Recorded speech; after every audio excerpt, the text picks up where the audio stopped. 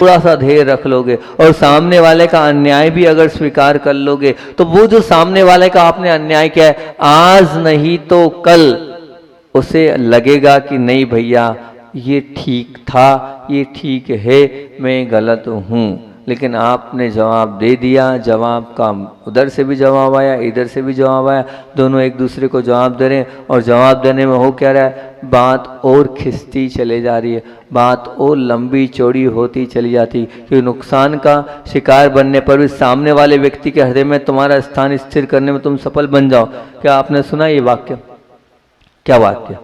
चोर के द्वारा लुट जाने के बाद भी जो हंस सकता है, वास्तविकता में वो चोर को लूट लेता है। क्या बोल रहा हूं, फिर से बोलूं? हालांकि बहुत कठिन बात है। चोर के द्वारा लुट जाने के बाद भी जो हंस सकता है, वो वास्तव में चोर को ही लूट लेता है, वो वास्तव में चोर को ही लूट लेता है। क्या कहना चाह रहे हैं? इसका क्या तात्पर्य?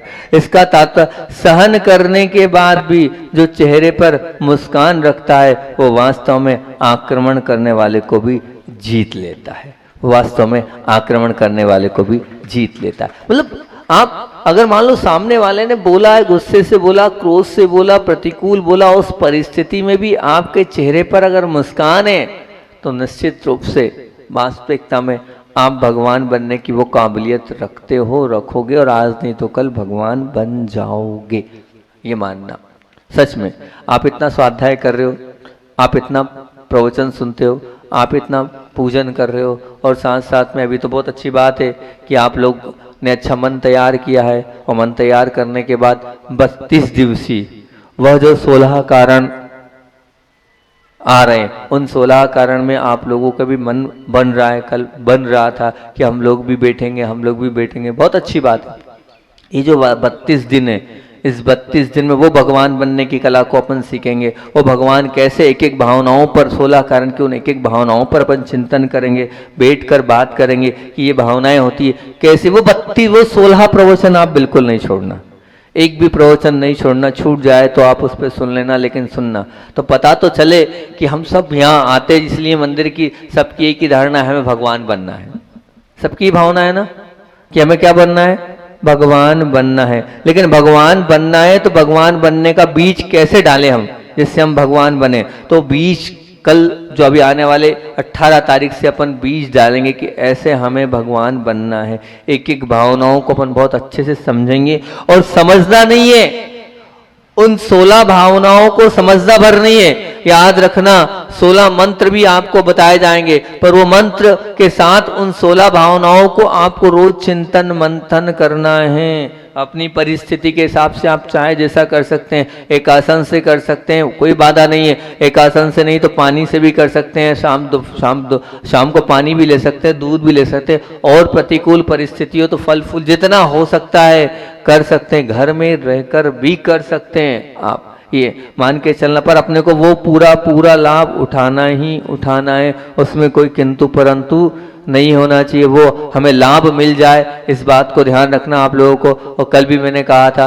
कि आप चाहें तो अपने जो और भी रिश्तेदार हैं, सगे संबंधी, उनको भी आप बुला सकते हैं, उनसे भी आप कह सकते हैं कि आप भी आएं और इस जो कार्य हो रहा है, इस कार्य में अपनी सहभागिता भी दें, साथ में रहें भी, और इस पुण्य का लाभ भी आप उठाएं तो बहुत अच्छा रहेगा ही रहेगा। और ये जो बात अपनी सहिष्णुता पर चल रही है, सहिष्णुता पर अनेक बहुत सारी बातें हैं, और बहुत सारी एक और छोटी सी कहानी सहिष्णुता के ऊपर है। पर पहले मैं ये वाला कागज बोल दूं, फिर उसके बाद अपनी बात रखूंगा कि श्रीमती संगीता जैन, जिन्होंने अपना कर्तव्य, अपनी जिम्मेदारी लिखी है।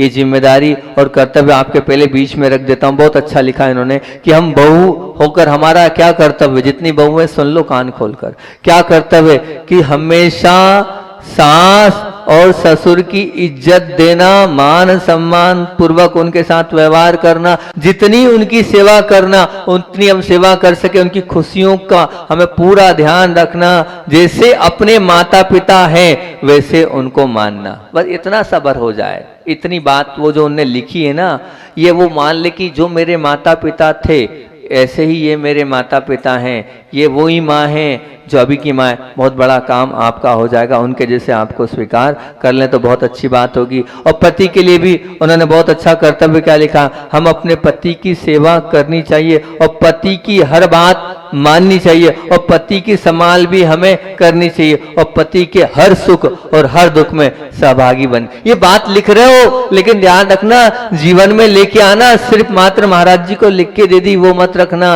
अपने देवर के प्रति हमेशा संभाल करना, उनकी बात सुनना, उनके साथ विचार विमर्श करना, उनका हमेशा सम्मान करना लिखा है आपने। और एक माँ का बच्चों के प्रति यही कर्तव्य होता है कि इतना प्रेम, इतना वात्सल्य देना कि उस वात्सल्य और प्रेम से वो आगे तक अपने जीवन को बहुत अच्छा बनाते चले जाएं। ऐसा इन्होंने लिखा है, अपना पेपर ले जाएंगे। सुषमा जी जैन और जो रहे वो उनको यहाँ पर करना है। आचार्य भगवान की बात भी आपसे बोलना है। अब वो जो बहन वाली जो कहानी थी, मैं तो सिर्फ उसकी एक भूमिका बना देता हूँ। वो अभी हाल उसको उसको जो बहन वाली बात है जो सहनशीलता पर है, वो बात आपसे मैं कल कर लूँगा। तो सहन करने करके भी चेहरे पर मुस्कान रखना वास्तव में आक्रमण करने वाले की जीत है। जिस प्रकार पृथ्वी पृथ्वी ही है, आकाश नहीं, उसी प्रकार स्त्री स्त्री है, पुरुष नहीं। जानना चाहे तो जितना आगे क्यों ना बढ़ जाए हम, लेकिन फिर भी स्त्री एक अपने आप में बहुत महान होती है। और स्त्री की क्या महानता है, स्त्री की किस प्रकार से उत्कृष्टता है, उसकी उत्कृष्टता की बात मैं आप लोगों से कल करूंगा कि किस प्रकार की वो उत्कृष्टता लिए हुए स्त्री होती है। आचार्य भगवान का संस्मरण सुनाकर अपनी बात को विराम दूंगा।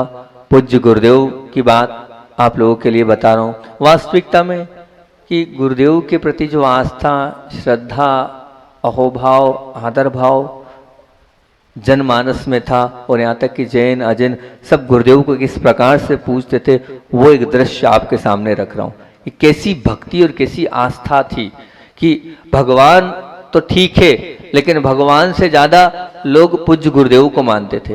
और पूज्य गुरुदेव को मानते हुए एक भक्त बुंदेलखंड का प्रतिदिन गुरुदेव की रोज रोज वहाँ पर जो है आप दीपक भी, हालांकि मैं तो नहीं मानता हूँ कि फोटो के आगे दीपक लगाना चाहिए, मैं इसका सपोर्ट नहीं करता हूँ कि फोटो पूज्य नहीं है, आप लगाना ही है गाय का घी का दीपक तो जिनवाणी देव शास्त्र गुरु के आगे लगाना चाहिए। लेकिन वो भक्त था, भक्ति में अंधा था, और भक्ति में अंधा रखने के बाद प्रतिदिन पूज्य गुरुदेव की आरती करता था और गाय के घी का एक दीपक लगाता था और पूरे भक्ति भाव के साथ वो ऐसा हो जाता था कि सब कुछ उसको उस भक्ति से मिल जाता।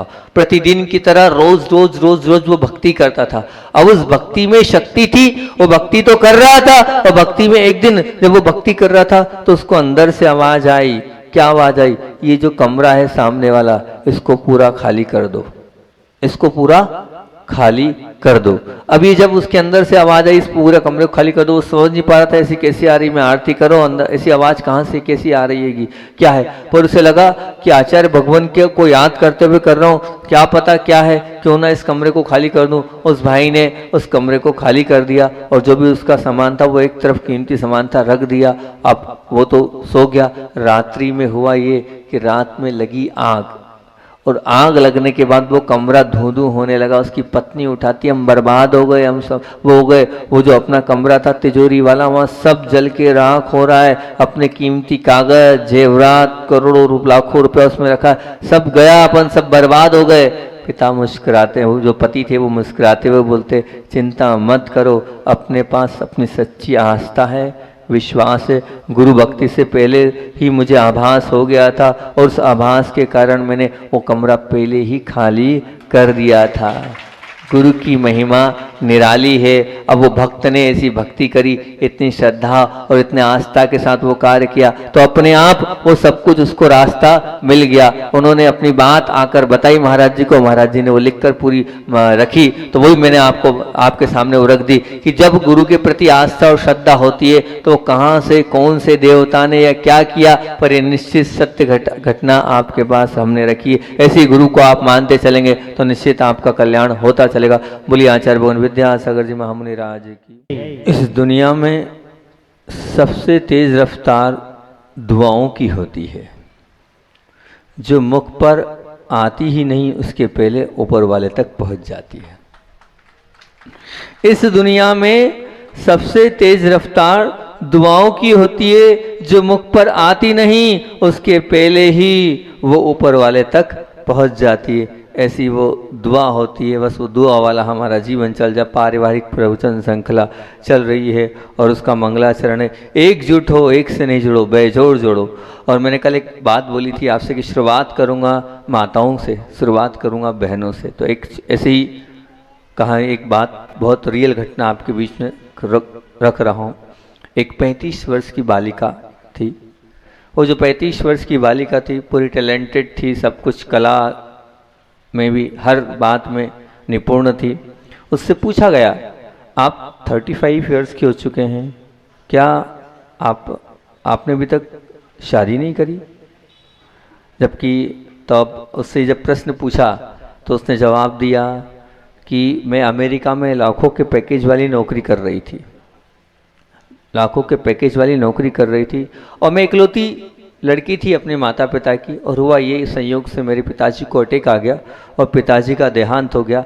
मैं वो नौकरी छोड़कर वापस भारत आई, और भारत लौटने के बाद जब मैंने देखा माँ बड़ी बेबस हो चुकी है, तो मैंने माँ की सेवा को अपना कर्तव्य समझा। फिर उसके बाद जब मेरे पास बहुत सारे रिश्ते आए तो मैं सबसे एक ही प्रश्न करती थी कि मैं तुम्हारी माँ को अपनी माँ मानने को तैयार हूँ, लेकिन मेरी माँ भी तुम्हारे साथ रहेगी कि उनका कोई भी नहीं है। तो कोई भी ऐसा व्यक्ति तैयार नहीं हुआ जो इस प्रकार से हाँ कर दे। तो बस फिर मैंने भी मन बनाया कि मैं जब सब लोग ना कर रहे हैं तो मैं क्यों करूं, और मैं किस प्रकार से मेरी माँ को किसके भरोसे छोड़ के जाऊं। और फिर लगभग 10 साल हो गए, वो 26 साल की उम्र थी, आज 9-10 साल 35 साल की हो रही हूँ। और मुझे सुख पाने के लिए तो शादी करनी थी ना। आज माँ को की सेवा करके मैं सचमुच सुख की अनुभूति कर रही हूँ। उस युवती, उस बालिका के मुख से बात, जो खुमारी भरी दास्तां सुनकर आश्चर्य होता है कि सेवा के लिए इतनी बड़ी कुर्बानी कि मुझे आनंद पूर्वक शादी भी नहीं करना। ये ताकत होती है सिर्फ किसमें? स्त्री पर्याय में। पृथ्वी की उपमा दी गई है स्त्री को, क्यों? क्योंकि स्त्री के अनेक गुण होते हैं, पर उन तमाम गुणों में भी यदि कोई गुण सिरमौर है, वो गुण है सहनशीलता का। वो सहनशीलता का गुण सबसे ज्यादा स्त्रियों के अंदर ही है। वही सब सहन कर सकती है, वही प्रतिकूलताओं में अपने आप का अपना जीवन बिता सकती है। निश्चित मान के चलना। पूज्य गुरुदेव ने भी इस बात को स्वीकार किया था और इस बात को माना था कि जो समर्पण महिलाओं का होता है और जो सहनशीलता महिलाओं में होती है, वो पुरुष वर्ग में नहीं होती है। सच, जो चीज़ सच है उसको सच बोलना चाहिए, बिल्कुल मानना चाहिए। क्योंकि आचार्य श्री कहते हैं, मैंने बहुत प्रयास किया कि मैं प्रभात स्थल भी बनूं, प्रतिभा स्थल जैसा। लेकिन पहले भी प्रयास किया था कि कोई ऐसा गुरुकुल बनो, लेकिन नहीं, पुरुष वर्ग नहीं मान सकते और नहीं एक साथ रह सकते। जबकि आज देखो प्रतिभा स्थली कैसे वट वृक्ष के रूप में रह रही है, 500-600 बहनें ऐसी रह रही है। वो क्या है? वो सहनशीलता का गुण महिलाओं के अंदर है, माताओं के अंदर है, बहनों के अंदर है। बस अगर आपके अंदर ये गुण हैं, ध्यान रखना, आपकी पहचान इस सहनशीलता के कारण ही होती है। मैं ये नहीं कहता हूँ कि आप गलत हो, बुरा हो, सब सहते चले जाओ, लेकिन फिर भी आप जितना सहोगे उतना अच्छा है। निश्चित ये मान के चलना, जो स्त्री है, चाहे वो पुत्री हो, चाहे वो माँ हो, चाहे वो बहू हो, चाहे वो सासू हो, चाहे वो देरानी हो, चाहे वो जेठानी हो, चाहे वो ननंद हो, चाहे भाभी हो, कोई सा भी वो रिश्ता हो, लेकिन ध्यान रखना, अपने कुटुंब को अगर आपको निभाना है, प्यार और वात्सल्य देना है, तो इस सहनशीलता का गुण आपके अंदर होना चाहिए। वो होगा तभी आप स्त्री हैं, और अगर वो नहीं है तो आप स्त्री में नहीं है, स्त्री पर्याय से युक्त अभी नहीं है। एक और जापान के सम्राट यामातो, बहुत पुरानी घटना, बहुत प्राचीन काल की बात बता रहा हूँ।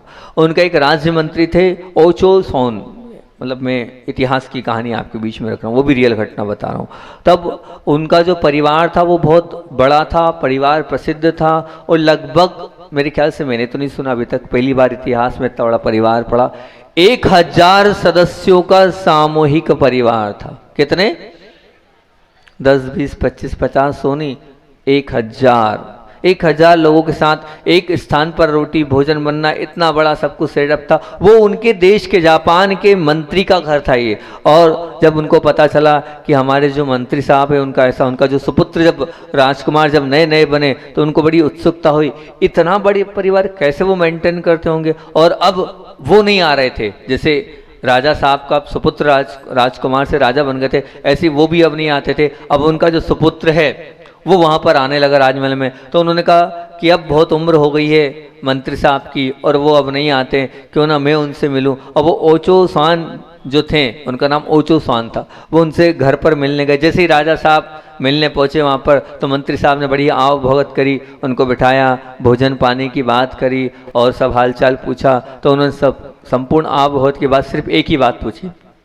बोले मैं सिर्फ एक ही प्रश्न करने यहाँ आया हूँ कि आपके परिवार के प्रेम, वात्सल्य, स्नेह और एकता की दास्तानें बहुत लोगों से सुनी है। मैं पूछना चाहता हूँ 1000 लोगों का इतना बड़ा आपका जो ये परिवार है, इस परिवार को, इतने बड़े कुल को आप कैसे संभालते हैं? क्या संस्कार दिए हैं आपने और क्या ऐसा बीजारोपण किया है कि सब एक साथ रह रहे हैं प्रसन्नता के साथ?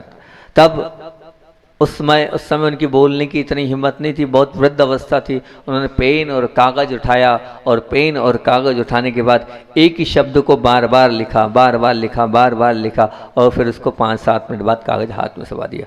एक ही शब्द की माला थी, सहनशीलता, सहनशीलता, सहनशीलता, सहनशीलता। यही लिखते चले गए। बोले बस मेरे परिवार में वात्सल्य प्रेम का एक ही सूत्र है, वो है सहनशीलता। हम आपस में बहुत सहनशील हैं। मैं एक ही शिक्षा सबको देता हूँ, छोटे से लेके बड़े तक, सहते चले जाओ, सहते चले जाओ, सहते चले जाओ। क्योंकि सहते चले जाएंगे तो निश्चित हम सस्ते चले जाएंगे। क्योंकि हम क्या होता है, क्रिया की प्रतिक्रिया जल्दबाजी में कर देते हैं, सहते नहीं है और अपने धीरता का परिचय नहीं देते। छोटी छोटी बात को लेकर जल्दी ही हम अपना आपा जल्दी से खो देते हैं, हमारा धैर्य हम नहीं बनाते और विचारों की नकारात्मकता आ जाती है और फिर संबंध अपने आप टूटने लगते हैं। सासू ने कुछ बोला नहीं, बस हमने तुरंत के तुरंत माई के फ़ोन लगा लिया और जल्दबाजी में सोचते नहीं कि क्या करना है, कैसे करना है, और अपने जीवन को भी अंधकार में और सामने वाले के जीवन को भी अंधकार में डाल देते हैं। सामने वाले ने कुछ बोला नहीं, ईंट का जवाब हम तो पत्थर से देने की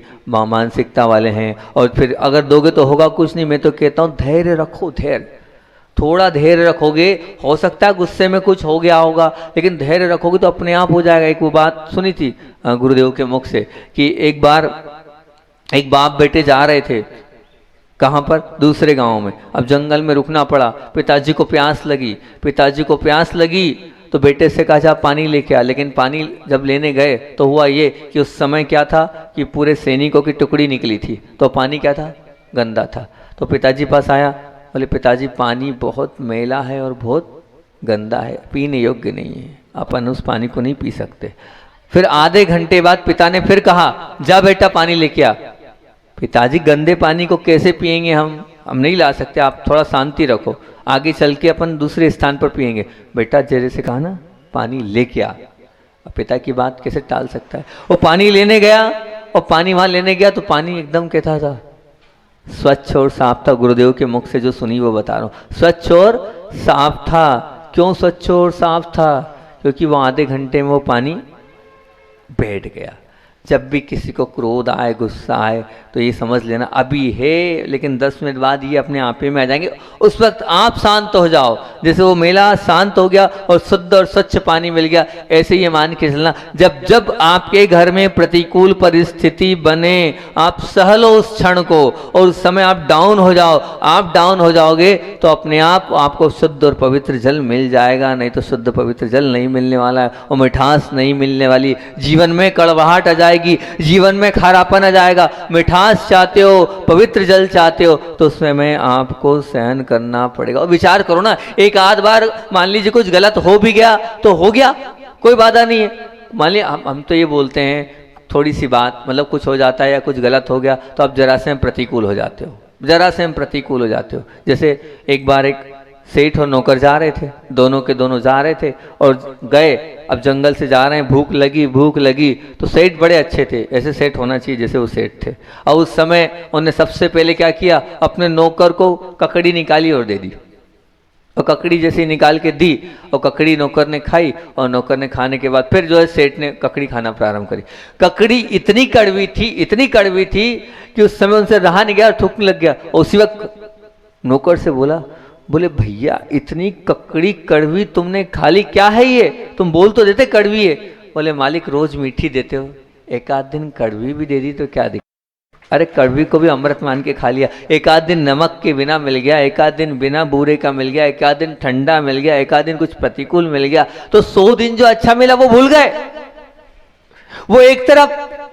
और एक दिन थोड़ी सी कमी हो गई, थोड़ी सी रोटी जल गई, तो आप क्या हो गए, आग बबूला हो गए, थाली फेंक दी। ये कौन सी बात है? थोड़ा तो सहो, थोड़ा सह नहीं रही है तो कैसे काम चलेगा सासू माँ? एक दिन की प्रतिकूलता में आप क्या कर लेते हैं, अपने तेवर को चढ़ा लेते हैं। ये गलत, बिल्कुल गलत, ऐसा नहीं। आप सहो, थोड़ा अपने आप को सहनशील बनाओ। एक और बता देता हूँ, एक बहू ने जब भी ऑफिस से आती थी, घर आती थी, तो सासू माँ बात बात पर नाराज हो जाती थी। अब बात बात में शुरू में 4-5 साल जब नई नई थी तब तक सहन करती रही। अब उसको लगा ये तो बहुत वो वाला आएगा मामला, बस अब वो शेर तो बहू भी सवा शेर। अब बस दोनों का चलता रहा। अब फिर किसी ने पूछा, बोले आजकल मैं सवा शेर बन गई हूँ। तो आपने ये पूछा, आप एक बात बताओ, पहले आप शेर की जगह गीदड़ बन जाते थे मान लीजिए, अभी आप शेर की जगह सवा शेर बन जाते हो, तो शांति का अनुभव कब होता था? बोले अगर अनुभव करूं तो उस समय शांति का अनुभव था, मैं सब सहन कर लेती, बात खत्म हो जाती है। अभी तो क्या है, मैं सवा शेर बन जाती हूँ तो पता चला रात भर तक वही कहानी चलती है, वो बंद ही नहीं होती। तो फिर सवा शेर बनने से मतलब क्या है? सहल होना भैया, सहल होगे तो अच्छा है ना।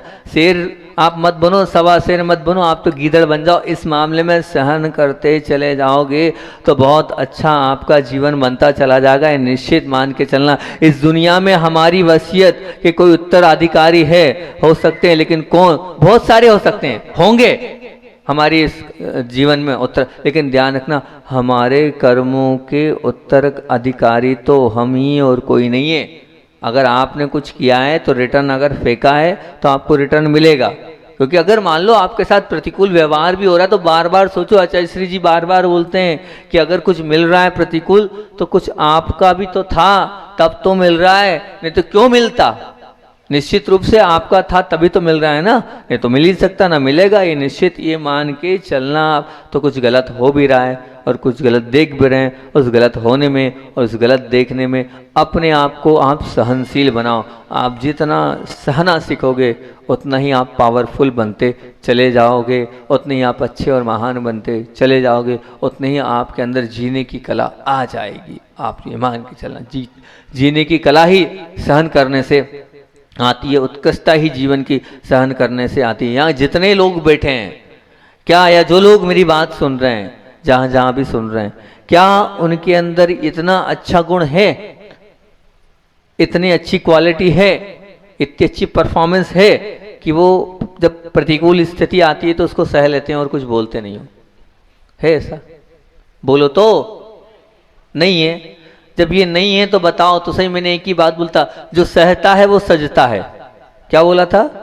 सहोगे तो सजोगे और अच्छे लगोगे। अब तो अच्छा लगना है और सजना है तो आपको सहना तो पड़ेगा ही। सहना ही आपके जीवन का लक्ष्य बनाओ, सहना ही आपके जीवन का मंत्र बनाओ, सहना ही आप अपने आप को सहने से ही अपने जीवन की अगर राह पकड़ोगे तो निश्चित आपका जीवन बहुत अच्छा बन जाएगा। ये सहनशील वाला गुण था। और अगला गुण हमारा कौन सा है? हमने 6 गुणों से पाँच थे ना, 5 से बात करी थी। सबसे पहला था सहयोग, दूसरा था समाधान वृत्ति, तीसरा था सहनशीलता। इतने लगभग बहुत सारे प्रवचन हो गए, हमने सार दे दिया। और चौथा है उदारता।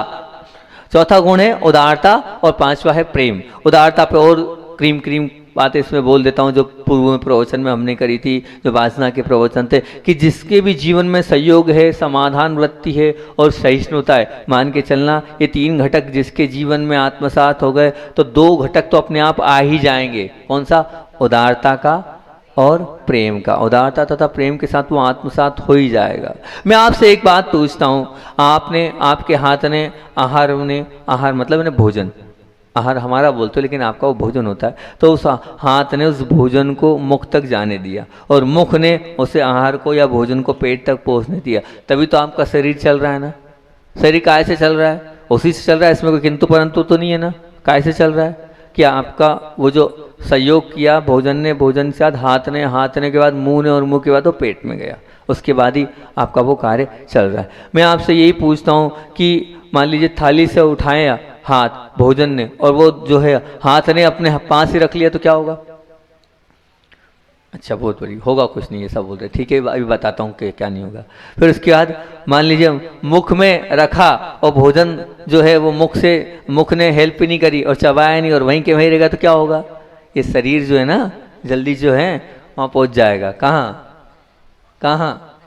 हाँ वहाँ पहुँच जाएगा तो कुछ नहीं होगा। तो करके देख लो एक बार, कुछ नहीं होगा। तो ये वो उदारता है वो कि एक ने एक का साथ दिया और एक अवयव ने दूसरे का अवयव का साथ दिया, इसीलिए जो है एक दूसरे के साथ की उदारता थे, इसकी उदारता से उसकी उदारता, उसकी उदारता से अपने आप वो सब कार्य होता चला गया है। तो ध्यान रखना, कांटा भले ही, बहुत अलग बात बोल रहा हूँ मैं, कांटा भले ही पैर में चुभा हो लेकिन उसके लिए आंख से भी आंसू आते हैं और मन के द्वारा निर्देशन हो जाता है और हाथ अपने आप सूचना मिलते ही उस कांटे को निकालने के लिए तत्पर हो जाती होती है कि नहीं? अरे भाई कांटा पैर में लगा है, पैर को हाथ से क्या लेना देना और हाथ आंसू को क्या लेना देना और मन को क्या लेना देना? बस इसी प्रकार अगर आप जॉइंट फैमिली में रहते हैं तो इतनी उदारता होनी चाहिए आपकी कि अगर किसी को कुछ हुआ है तो आपको भी कुछ होना चाहिए।